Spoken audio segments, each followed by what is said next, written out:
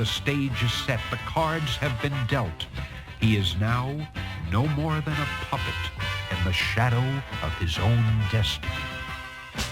We are on the third episode of our coverage of The Shadow Out of Time by H.P. Lovecraft. I'm Chad Pfeiffer. And I'm Chris Lackey. And you are listening to the H.P. Lovecraft Literary Podcast. At hppodcraft.com. hppodcraft.com. I've had a dream that was really disturbing to me. I don't know if this is something that you've had experiences. You know, our protagonist, Nathaniel Peasley, is having these dreams of the past, where he thinks they're dreams of the past, that he was psychically transported into an alien body in Earth's prehistory. Yeah. I had a dream last night that I left a baby named Peter in a car. I have a baby myself, but his name's Albert. His name's not Peter. So this was a totally different baby. It's a totally different baby. And I don't know if you've had this, but the dream starts where I wake up in the morning and go, where's baby Peter? Uh-huh. And then, oh my God, he's in the car. I left him in the car. So you have absolutely no control over it. It's not like I made a mistake. Yeah. The thing has already happened. But the fear was there. Yeah. Oh my God. I was horrified. And he was. I left the baby in the car. He was fine. Yeah. And then I felt horrible and I was so upset. And I was so powerless in that dream because I didn't even get a chance to make a mistake. I was dealing with the repercussions of a mistake that didn't even really exist. Yeah. Do you have that? Does that happen to you? Oh, yeah. I mean, I have dreams where I feel like I did something, or cheating dreams I have, actually, sometimes where it's like, I'm like, oh, did I do that? And you wake up and you're so glad that it was a dream. Yes, you have absolutely. This rush of relief. I don't know if you have this problem, but I don't really have access to fear.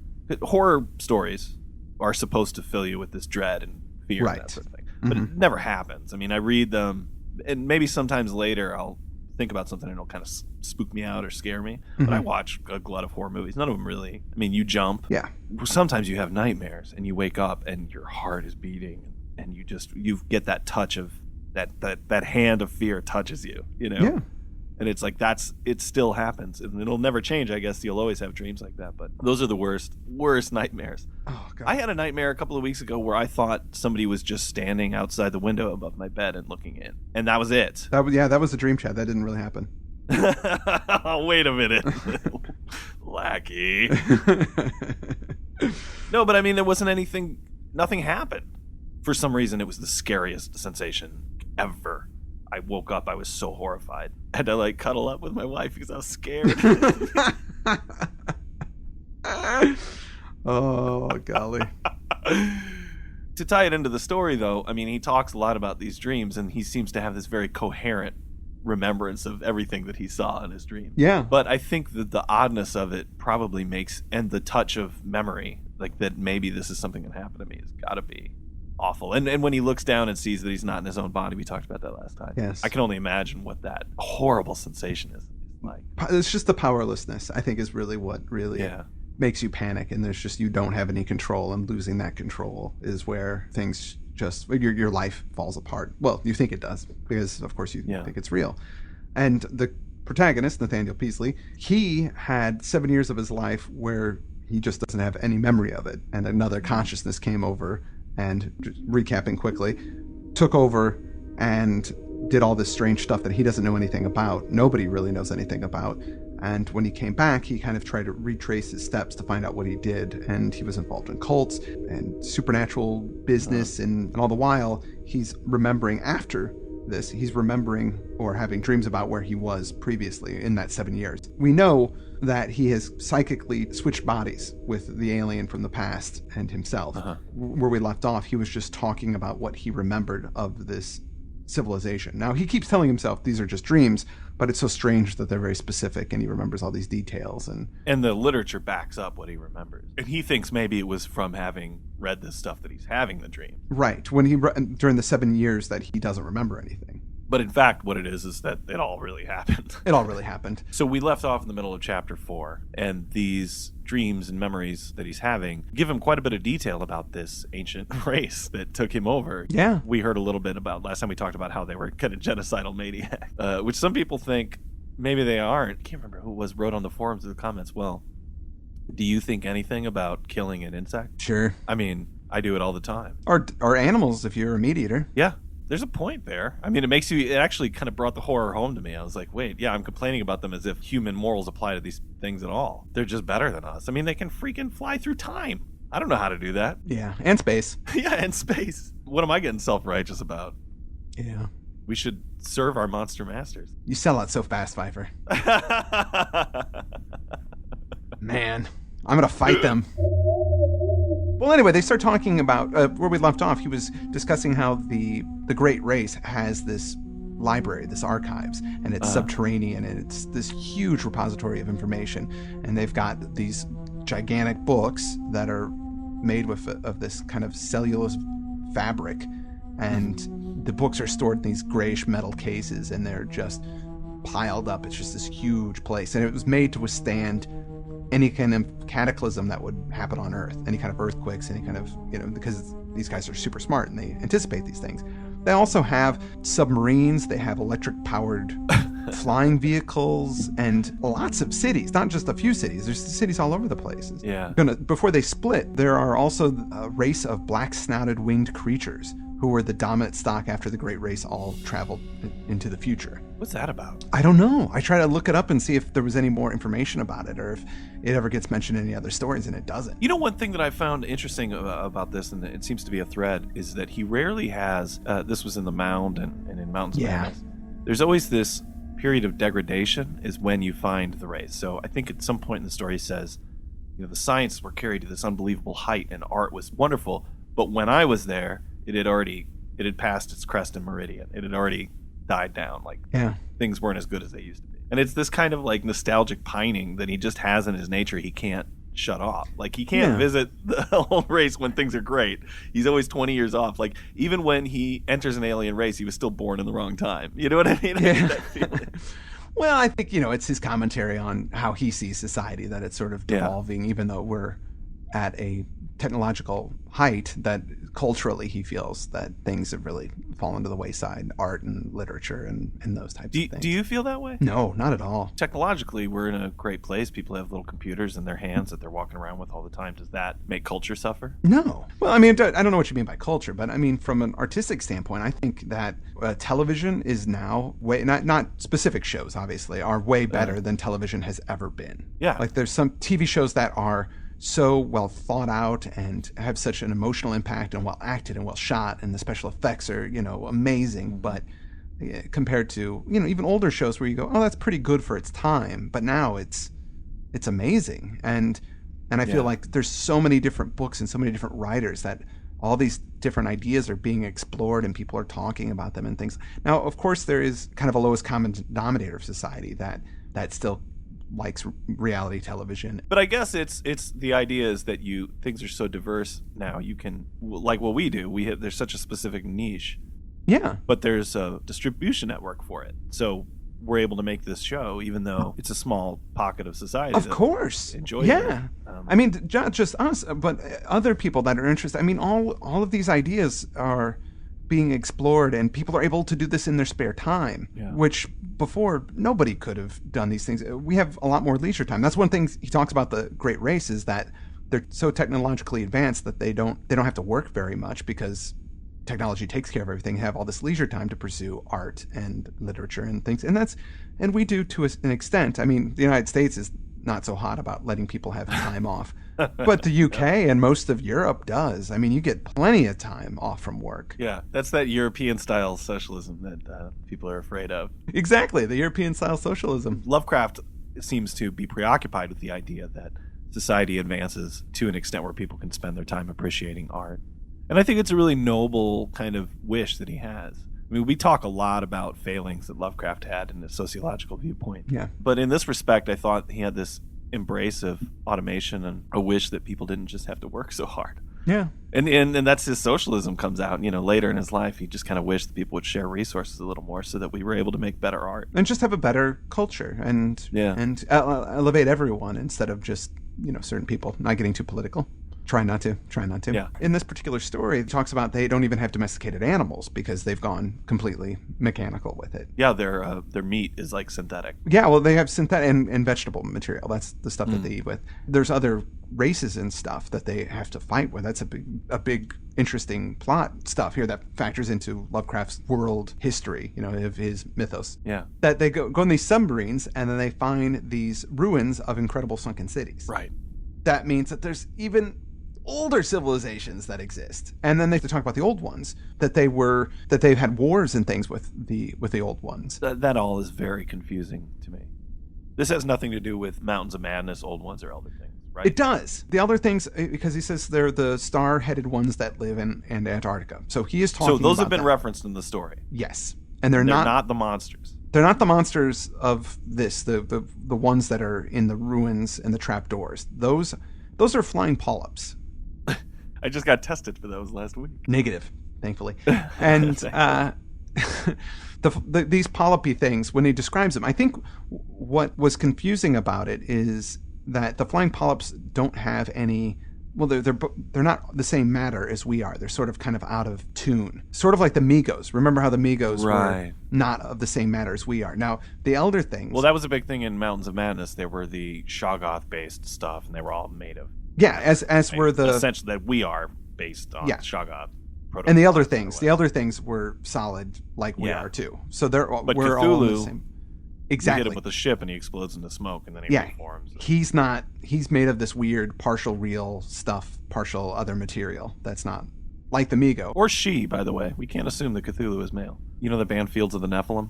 I do. They have a song about Cthulhu, and they refer to her as a she. I always thought that was interesting. Fields of the Nephilim is a great band, by the way. Everybody should. No, that's cool stuff. And why not? Why not be? I mean, I think Cthulhu's having a gender seems pretty. And that's one of the things. The Yithians don't have gender either. They say that they have spores and they reproduce in water, and then they take care of their young, and then they also, if anybody's defective, they just kill them and then burn their body. Oh, yeah, they're kind of eugenicists. They treat them with respect, but they still... Well, I like that there's these guys from the Great Race that escape because their body is sick or they have a terminal disease, so they're like, I'm getting out of here, and they time travel. And that's against the law. They're not supposed to do that, right? Right. Yeah. No. But they do, and they get away. And then the poor chump that's stuck in the body. They say they're really nice to him, but eventually they kill them. They put him in hospice care, and it's just some human from like 1935 going, "What?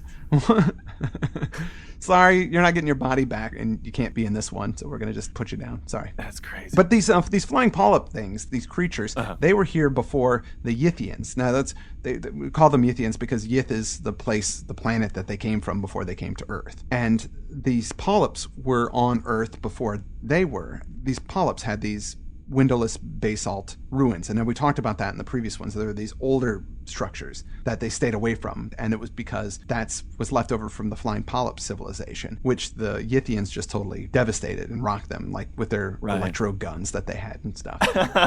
But how do you know that they are I was confused. Now, the first time we talked about the story, we were talking about what are these things under towers, and neither of us knew, but somehow you figured it out. Yeah, I just read it a little bit more specifically. I went into the text and gone, okay, it describes what they are right here. Okay. And I can even read it for you really quick. According to these scraps of information, the basis of the fear was a horrible elder race of half-polypous, utterly alien entities which had come through space from immeasurable distant universes and had dominated the Earth and 3 other solar planets about 600 million years ago. They were only partially material, as we understand matter, and their time of consciousness and media of perception differed wholly from those of terrestrial organisms. From that description, that's not what we were talking about. That's not the elder things, which I thought maybe the elder things, or the Shoggoths, because those are both of physical matter. Maybe they could be Migos, but they say that they have aerial motion despite the absence of wings or any other visible means of levitation. So they're not Migos, because Migos have wings. Okay, yeah, I'm looking at the passage now, so it is there. I don't know how I missed it. Yeah, so they are completely different things. And if I hate making reference to the role-playing game, even though I love it and play it, they're referred to as flying polyps in the game. So they are for sure a different entity. Well, that's what I was trying to get at as you went and looked at the source book for Call of Cthulhu. No, I didn't. Okay. I didn't. I don't touch those. I don't touch any of those books when doing research for the show ever. Really? No, never do. I guess I don't either. Because I know that it's been filtered through somebody that's trying to make a role-playing game, and I don't want that. I want the pure material, the original stuff, and be able to just focus on that. And Joshi's, when I look at his stuff, he's really good about citing his sources and where he gets his information from. So if he says something, I can go back and look at it. In fact, I've caught him a few times in some of his books where he one of the stories that he did, a description of what happened in the story, he was wrong. It wasn't what happened in the story at all. Is this really happening? Or are you taking on Joshi on the show right now? I'm not taking him on. It's just, sounds like it. You know what? Next week, Chad, I'll have it ready to go, and I'll go. Okay. It was in Lovecraft Encyclopedia. His explanation of what the story was wrong. Wow. One error so far out of everything I've read from Joshi. No, I know it. The guy is amazing, but he's human, and mistakes are made. In fact, maybe I have an older edition of it, and he might have already corrected it. I don't know. Yeah. But I'll have to take a look and see. So we get all this information about the alien race. Back to the flying polyps. The Yithians drove them underground into their ruins, and they stayed subterranean, and they sort of lived in these underground areas. And over the thousands, if not hundreds of thousands of years, however long that they existed, these polyps evolved and got better and stronger, and the great race was afraid of them and somehow knew that they were getting more and more powerful. Actually, not somehow. They travel through time, so they know eventually they're going to come up and get them. They know everything. So they know they have to get out of there before they show up. And they go, well, it must not be a big deal because no other race in history of humanity gets bugged by these flying polyps. So it's not a problem. We shouldn't fight it. We should just skip ahead to the future and then deal with it that way. And that ends chapter 4. And then in chapter 5, we get the letter that kind of leads to the whole massive conclusion of the story and was, where we were at the beginning. Before he gets the letter, his life is back to normal, as in he's got his job. He's not even really thinking about this stuff too much. Yeah, he's rationalized it out so well. Yeah. That he is really just doing psychological studies of his own dreams and publishing these articles. Yeah. Treating himself as this patient who's crazy. He publishes these drawings and things of the hieroglyphs that he has saw in his dreams. And he's publishing them just because he thinks his psychosis is very specific and wants to document it. But it gets published in the Journal of the American Psychological Society. That publishing is what leads the letter to get to him. And the letter comes from Pilbara, Western Australia. We don't need to tell you the whole content of it here, but basically what does it say?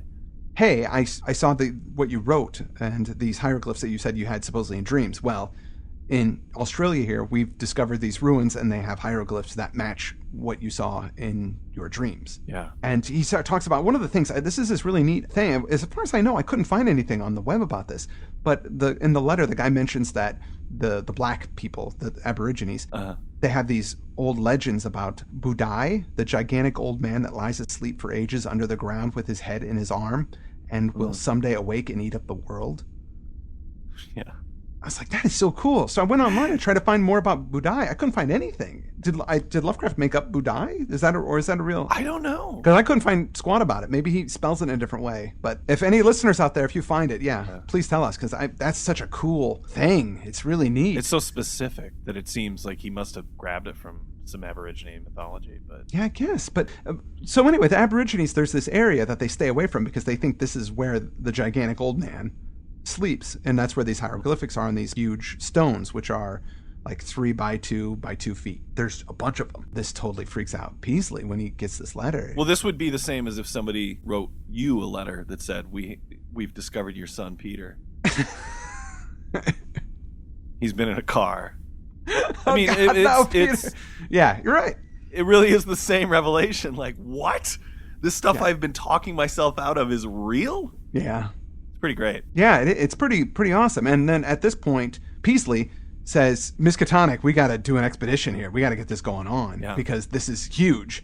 And of course, Miskatonic University, who are privy to these types of things, say, of course, let's put our best man on it, Professor William Dyer. Cool, man. It's great when the stable of characters. This is the guy from the Mountains of Madness. Yes. And he knows the truth Yeah. From At the Mountains of Madness, and this is after that expedition. So why is he doing this? I don't know why he would do something like that. But then, but in the story too, he doesn't really do anything. There's no big payoff. He doesn't tie it in with the elder things, or he's just there on the expedition, as well as this guy Ashley, who's from the Department of Ancient History, and Freeborn, who is an anthropologist, and then his son Wingate, and they all get on a steamer ship and head on off to Australia. And the guy who had written the letter was Robert Mackenzie. Yeah. Who, was a miner. Yeah, because they have a gold mine that's over in the area, and that's how they found out about it. And he came over to help them set up for their expedition because he knew Australia and he knew what they were going to need and the terrain and all that stuff. They took on March 20th, 1935, they had a leisurely trip across the Atlantic and Mediterranean.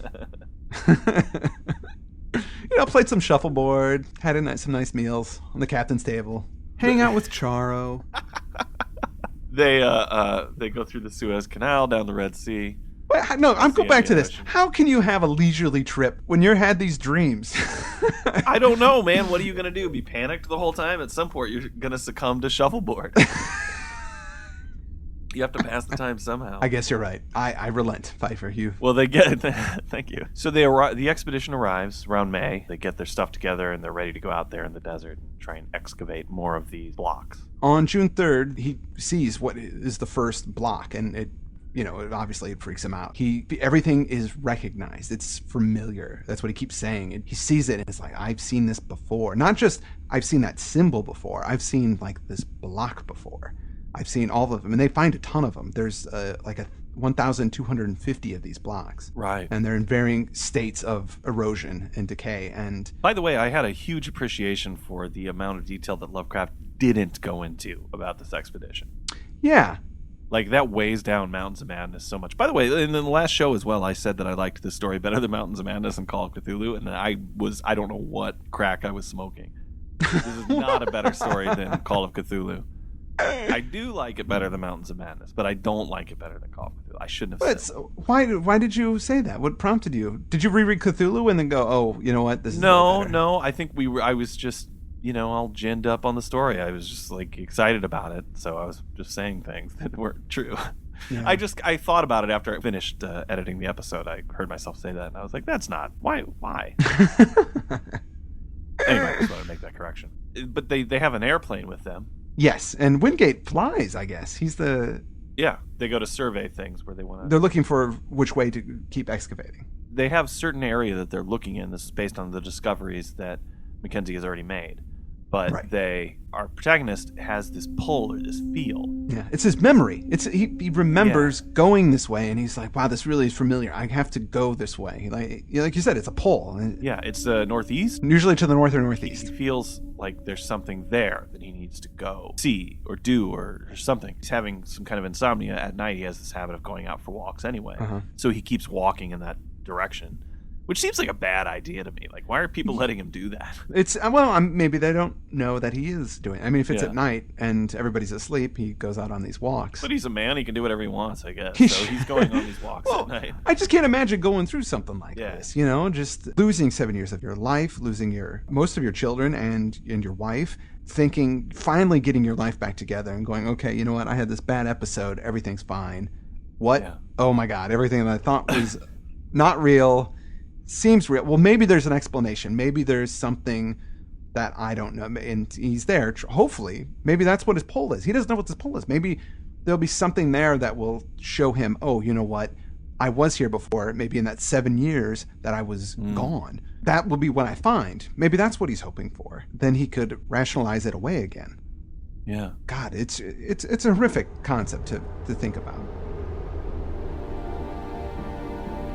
An indication of my poor nervous health can be gained from my response to an odd discovery which I made on one of my nocturnal rambles.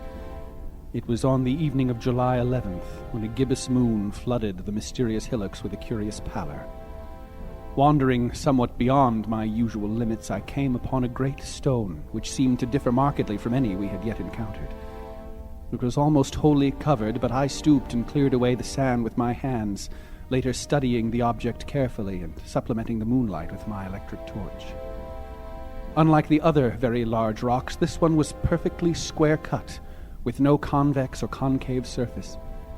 It seemed, too, to be of a dark basaltic substance wholly dissimilar to the granite and sandstone and occasional concrete of the now familiar fragments. Suddenly I rose, turned, and ran for the camp at top speed. It was a wholly unconscious and irrational flight, and only when I was close to my tent did I fully realize why I had run. Then it came to me. The queer, dark stone was something which I had dreamed and read about, and which was linked with the uttermost horrors of the eon-old legendary. It was one of the blocks of that basaltic elder masonry which the fabled great race held in such fear. The tall, windowless ruins left by those brooding, half-material alien things that festered in Earth's nether abysses, and against whose wind-like invisible forces the trapdoors were sealed and the sleepless sentinels posted.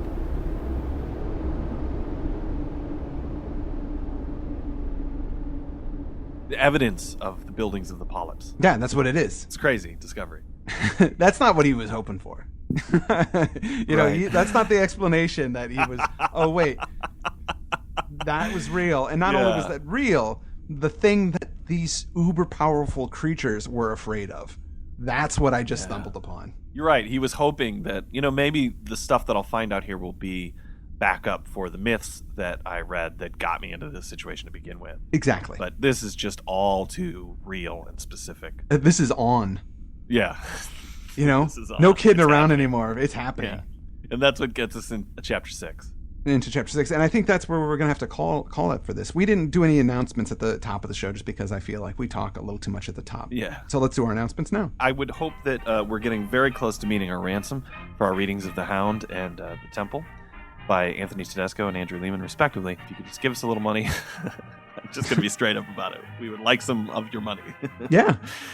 Give it to us now. Please, because we need to book studio time if we're going to make this by the end of the month. And got to make that happen. So we're doing well. We're doing well, but we still need a bit more to cover our costs and pay the actors and everything like that. They deserve recompense. What else do we have to say? April 4th, Wednesday at 7 p.m., at the Traveling Man Lounge, which is not the Traveling Man store. It's this new section that they have.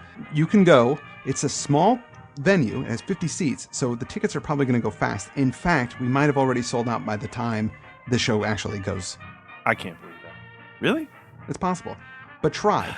If you want to buy tickets, you can get them at the Traveling Man store in Leeds, or you can buy them online at innsmouthhouse.com. And we'll put a link up to that in the show notes. Go to innsmouthhouse.com. You can find there's only going to be 30 tickets available there. The rest of them you have to get at the Traveling Man, or try and get a hold of me or Chad, and we'll set you up somehow. But they're going to probably go fast. So once they're gone, and that's it. And is Paul going to be at the event? Paul is going to be at the event. He is going to be our gateway to the internet. So as the show is being broadcast live, and he's going to do it through his Yog Sothoth feed, that's the only way that you'll be able to hear the show live as it's being done.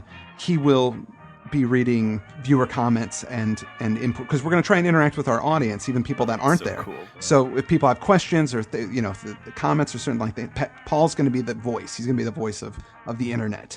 And we're going to have live music from Korn Zero of Zeitgeist Zero, which is a kind of a cool... Really? Yeah. Oh, yeah. I didn't know that. So wait, we're going to have a live music? Yes, we're going to have live music. Oh yes. God, it's so great. And he's got he's a huge fan of the show, so he knows what the background music is like. And he goes, oh yeah, I've got these tones, and he's going to have a keyboard there. I'm a huge fan of Zeitgeist Zero. I love it. There you go. He's ready to go in and do some stuff. We're going to have it mixed. We're going to have it. It's going to sound great. That's amazing. There might even be video. There might be video. Who knows? But this is happening April 4th, so it's a month away. A month from when we're recording this. So it doesn't give people a lot of time. I know Leeds, it's a Wednesday. Unfortunately, it's the only time that Chad, Andrew, and myself were going to be in the same place at the same time, so we just took advantage of it. I know Wednesday's not the most optimum time. That's why it's a small venue, but we would love to have the place full and meet people. Maybe afterwards we're going to go out to Fab Cafe in Leeds, which is this cool sci-fi place. It'll be awesome. It'll be Lovecraft Night party in Leeds.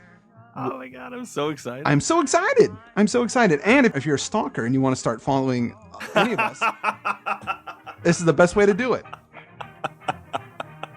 It's the best way to do it. Cool. Oh, I'm so looking forward to it. Well, so hopefully people will come to that. All right. Well, there's that, and there are the ransoms, and we want to thank Andrew Leman, of course, for doing the one reading that we actually worked into the show today because we're being so long-winded. Thank you for that, Andrew, and thank also you, Andrew. to Reber, of course, for continuing to provide excellent music. Oh man, Reber, I love your music. I love it. It's so good. So we'll be back next week with more Shadow Out of Time. We will finish up Shadow Out of Time. Let's finish up next week. Yeah, we're going to finish up Shadow of Time for next week for sure. Cool. So there'll be a lot of readings next week, actually. A lot of music. It'll be less about our dreams and more about the story. Exactly. But it's going to be fun, and I had fun talking to you today. Anyway. Man, I had a great time, Chad. Hopefully the audience will have a good time as well. Yeah. All right. Well, I'll talk to you again next week. I'm Chad Pfeiffer. I'm Chris Lackey.